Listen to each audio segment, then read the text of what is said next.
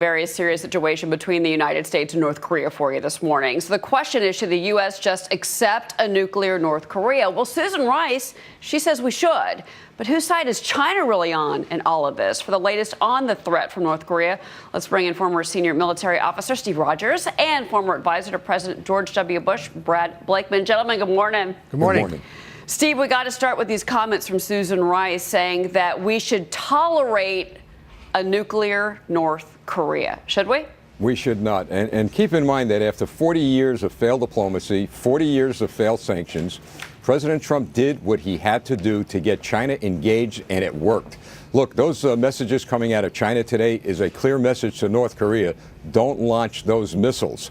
The president kept his word with the people of this country, America first. He's looking out for our national security, and he's doing exactly what he had to do. And I've got to tell you, it was a very strategic move on his part, because he knows, as well as pretty much everyone in the intelligence community, that no one wants a war here. And in the end of the day, the president is preventing a war. You know, but Brad, you got to wonder what China wants in all of this. And the People's Daily this morning, and then, of course, that is the Chinese state-run paper, the Global Times, excuse me, they were very clear in saying that China should also make clear, and this is from them, that if North Korea launches missiles that threaten U.S. soil first and the U.S. retaliates, China will stay neutral. So they're saying here that they're going to stay neutral. But then they go on to say if the U.S. and South Korea carry out strikes, try to overthrow the North Korean regime, change the political pattern of the Korean Peninsula, China will prevent them from doing so.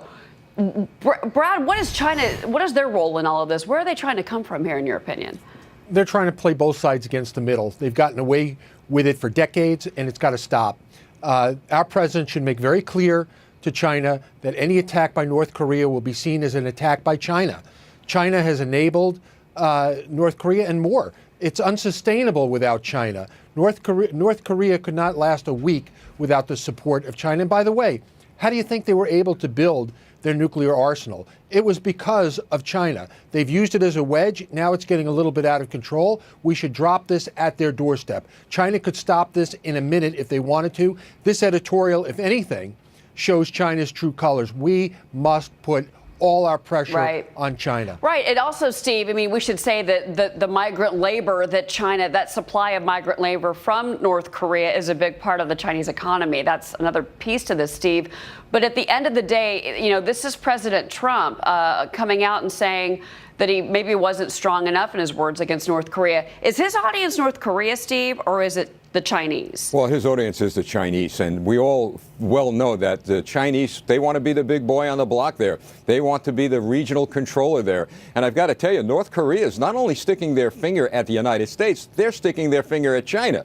And China knows that, and they're not going to allow this to continue. And like I said before, I think the president used a very strategic way in positioning China to now engage. They did this morning, and that message coming out of Beijing is more for the sake of North Korea. Don't launch those missiles. We're not going to be helping you. Okay, that's very interesting.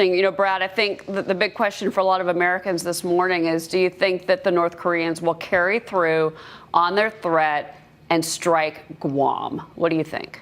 No, I don't think so. This guy is a typical schoolyard bully. He bullies, and then when you call him on it, he completely backs off. What I think is possible, though, is by the 15th, he will honor his pledge to do more testing. Perhaps not in the range of Guam, but I think that he is going to poke his finger in the eye of the United States as much as he can get away with.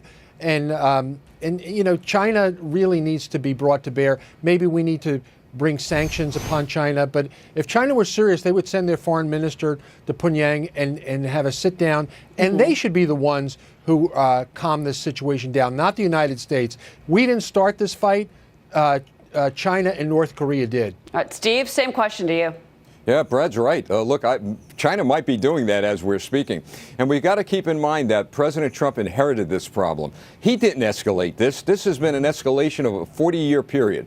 Finally, the President of the United States, Donald Trump, is going to put an end to this, but it has to have China engaged. The President knows that. China knows that. China don't want a war. The United States doesn't want a war. No one wants the war. And at the end of the day, as I said earlier, we're going to find that the President's involvement in this is going to prevent a war. Brad, President Trump's getting a lot of criticism here at home. Probably not a shocker to anybody anymore, 7 months or 6 months in the presidency. But do you think that the president maybe does need to dial it back a little bit? There are still those in the Republican Party that are saying, let's try some diplomacy here. What do you say? No, we've tried diplomacy for decades, and what did it get us? Susan Rice allowed North Korea to obtain nuclear weapons, and now she says we have to live with it? No. We're not going to live with it. And by the way, we have a president now who is telling it like it is and explaining to the American people and telling the Chinese and the North Koreans that this is unacceptable. And forget what other presidents have said. There's a new sheriff in town. Well, and also, Steve, think about the stance that we've taken with Iran. You want to talk about a country that shouldn't have nuclear weapons. What does that say to the Iranians if we back down from North Korea? Well, you're absolutely right. Iran and other countries are watching us. They're seeing what our reaction is going to be. And they know now, as Brett just said, that there's a new sheriff in town. He's not going to take anything from anyone. And the world is going to be put on notice that America is going to be protected. Steve, Brad, thank you so much for your perspective this morning. Big story. You're welcome. Thanks, guys. All right, coming up, don't want to